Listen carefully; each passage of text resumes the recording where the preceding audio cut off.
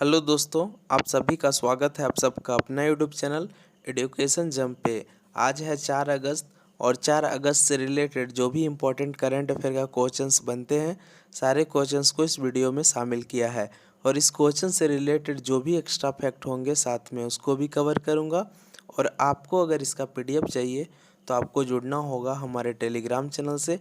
Telegram channel से जुड़ने के लिए आप इस वीडियो के डिस्क्रिप्शन में जाइए, टेलीग्राम का लिंक है, उसके थ्रू डायरेक्ट हमारे टेलीग्राम चैनल से जुड़ सकते हैं। अगर आप हमारे चैनल पे नए आए हैं तो चैनल को कर लीजिएगा सब्सक्राइब और बेल आइकन को भी कर दीजिएगा प्रेस। तो चलिए दोस्तों, बिना देर किए हुए स्टार्ट करते हैं आज का करंट अफेयर। आज का पहला क्वेश्चन है, कौन से बैंक ने शुरू किया सिम बाइंडिंग फीचर? तो ये किया है SBI ने। भारत के सबसे बड़े ऋणदाता भारतीय स्टेट बैंक ने ग्राहकों को विभिन्न डिजिटल धोखाधड़ी से बचाने के लिए अपने योनो और योनो लाइट ऐप के लिए सिम बाइंडिंग नामक एक नई उन्नत सुरक्षा सुविधा शुरू की है।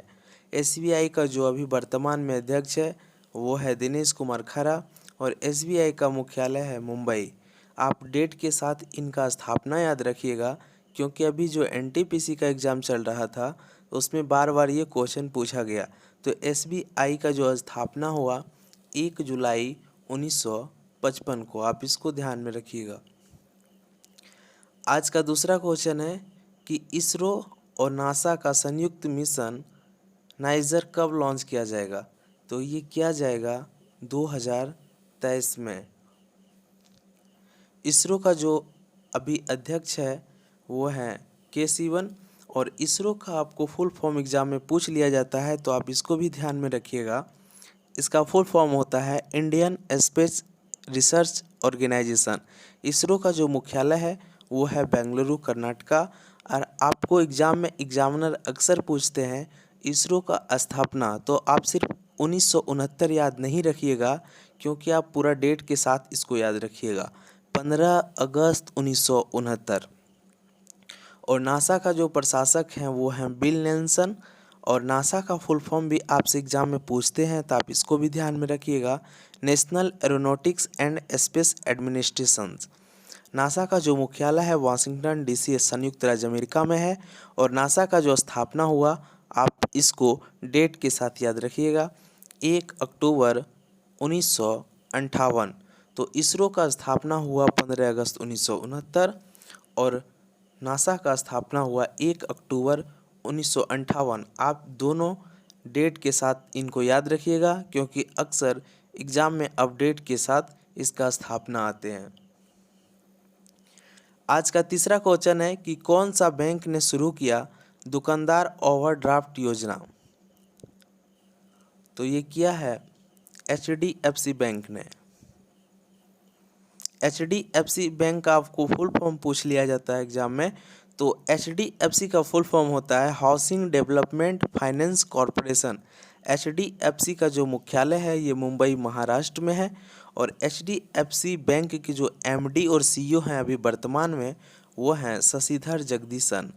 और HDFC बैंक का टैगलाइन भी आपसे एग्जाम में पूछे जाते हैं, तो आप याद रखिएगा, हम आपकी दुनिया को समझते हैं, वी अंडरस्टैंड योर वर्ल्ड। आप ध्यान में रखिएगा। आज का फोर्थ क्वेश्चन है कि निकोल पाशिन्यान कहाँ का फिर से प्रधानमंत्री बन गए हैं? तो ये बना है अर्मेनिया का। अर्मेनिया की जो राजधानी है वो है एरेवान और मुद्रा जो है अर्मेनियाई द्रम है। आप इसको ध्यान में रखिएगा। आज का 5th क्वेश्चन है कि अलेक्जेंडर ज्वेरेव क्यों टोक्यो ओलंपिक, यहाँ पे होगा ज्वेरिक, टोक्यो ओलंपिक 2020 में पुरुष एकल टेनिस में कौन सा पदक जीता है? तो ये जीता है स्वर्ण पदक।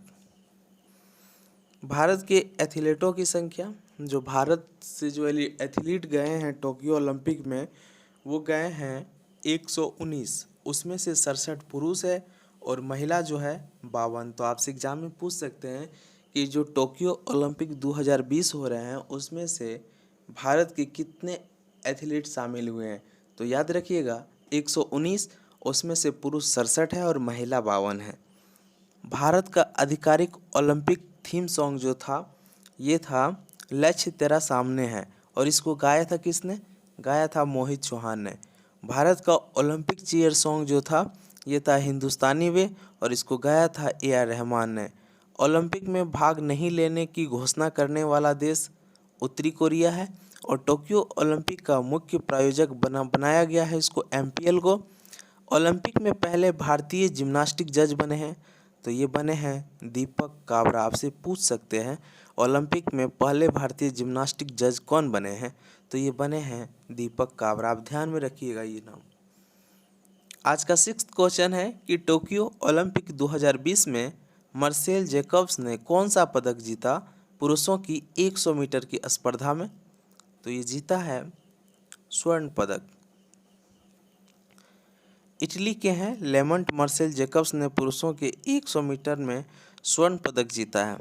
तो आप ये भी याद रखिएगा, आपसे पूछ लेगा कि टोक्यो ओलंपिक में कितने नए गेम शामिल हुआ, तो आप याद रखिएगा 5 गेम को शामिल किया गया है।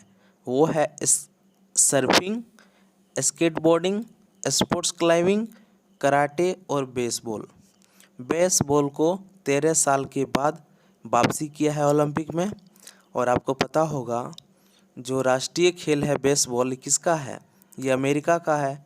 और आप ये भी याद रखिएगा बेसबॉल में 9 खिलाड़ी होते हैं। इस बार के टोक्यो ओलंपिक 2021 खेलों में 33 प्रतिस्पर्धा और 339 इवेंट होंगे। ओलंपिक खेल से जो स्ट्रैटेजी के बनते हैं आप उसको भी ध्यान में रखिएगा। ओलंपिक खेल की स्थापना 6 अप्रैल 1896 में हुआ था, और पहला ओलंपिक खेल का जो आयोजन हुआ था एथेंस ग्रीस में हुआ था। टोक्यो ओलंपिक 2021 का जो नया मोटो है वो है फास्टर हायर स्ट्रॉन्गर टुगेदर। पहले 3 था फास्टर हायर स्ट्रॉन्गर, इस बार टुगेदर को जोड़ दिया तो 4 हो गए फास्टर हायर स्ट्रॉन्गर टुगेदर।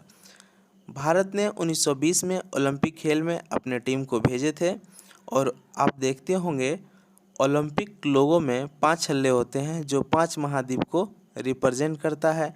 आपको इसका ट्रिक हमने बताया था पिछले वीडियो में, तो आज फिर देख लीजिए, आप रिवीजन कर लीजिए। जैसे काला अफ्रीका और हरा कंगारू, पीए न्यू लालाम, तो इस तरह से आप उसको याद रख सकते हैं। जो रिंग में 5 कलर होते हैं और जो कंटिनेंट को जो दर्शाते हैं, तो इसे यहाँ से आप उसको याद रख सकते हैं। जैसे काला अफ्रीका, तो काला अफ्रीका को रिप्रेजेंट करेगा। हरा कंगारू, कंगारू से यहाँ ऑस्ट्रेलिया, और हरा करेगा किसको? हरा रिप्रेजेंट करेगा ऑस्ट्रेलिया। और जैसे पीए, तो पी से हो गया पीला, और ए से एशिया को, कंटिनेंट को रिप्रेजेंट करेगा। उसी प्रकार है न्यू, तो न्यू से हो गया ये नीला, और यू से कंटिनेंट को रिप्रेजेंट करेगा यूरोप। और लाल आम, और लाल वाला जो रिंग होता है वो रिप्रेजेंट करेगा अमेरिका को। तो आप इस ट्रिक से आप इसको याद रख सकते हैं। आप इस ट्रिक से आप कंफ्यूज नहीं कीजिएगा कि कौन सा रिंग कौन सा कंटिनेंट को रिप्रेजेंट करता है। ओलंपिक खेलों में विजेताओं को 3 प्रकार का पदक दिए जाते हैं: स्वर्ण पदक, रजत पदक, कांस्य पदक। और ओलंपिक ध्वज बैरोन पियरे डी क्वार्टिन के सुझाव पर 1983 में ओलंपिक ध्वज का सृजन हुआ। आप इसको ध्यान में रखिएगा। आज का 7th क्वेश्चन है कि भारत का कौन सा शहर कोविड-19 के खिलाफ 100% टीकाकरण करने वाला पहला भारतीय शहर बन गया है? तो ये बन गया है भुवनेश्वर। ये उड़ीसा की राजधानी है भुवनेश्वर। भुवनेश्वर 100% कोविड-19 टीकाकरण प्राप्त करने वाला पहला भारतीय शहर बन गया है। उड़ीसा का जो मुख्यमंत्री है वो है नवीन पटनायक जी, और राज्यपाल जो हैं गणेशी लाल। और आपको पता होगा भारत का पहला पार्क जो है भुवनेश्वर उड़ीसा में ही है। और उड़ीसा का 2 योजना आप याद रखिएगा, बिंदुसागर सफाई योजना और आशीर्वाद योजना। ये दोनों योजना जो है उड़ीसा का है, तो आप इसको भी ध्यान में रखिएगा।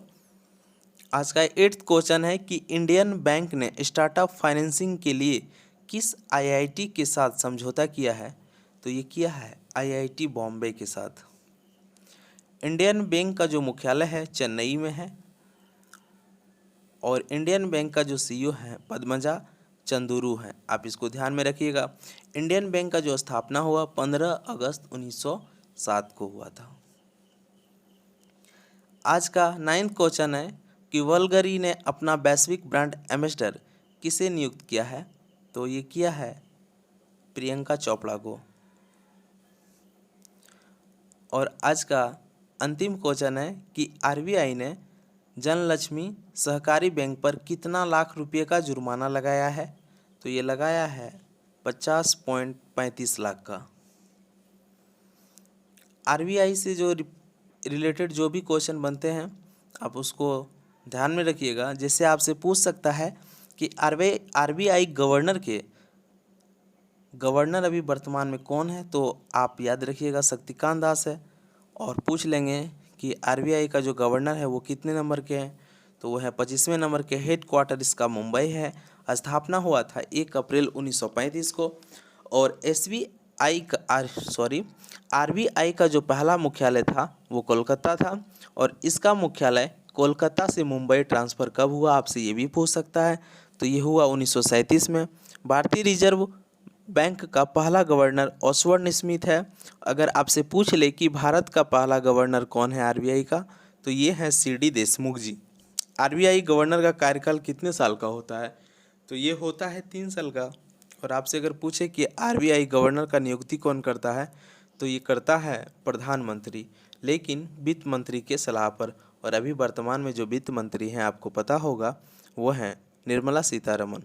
तो चलिए दोस्तों, आज का करंट अफेयर को यहीं पे समाप्त करते हैं। अगर आपको हमारा वीडियो पसंद आता है तो वीडियो को लाइक कीजिए और अपने दोस्तों के साथ भी शेयर कीजिए और हमारे चैनल को सब्सक्राइब कीजिएगा। Thank you so much.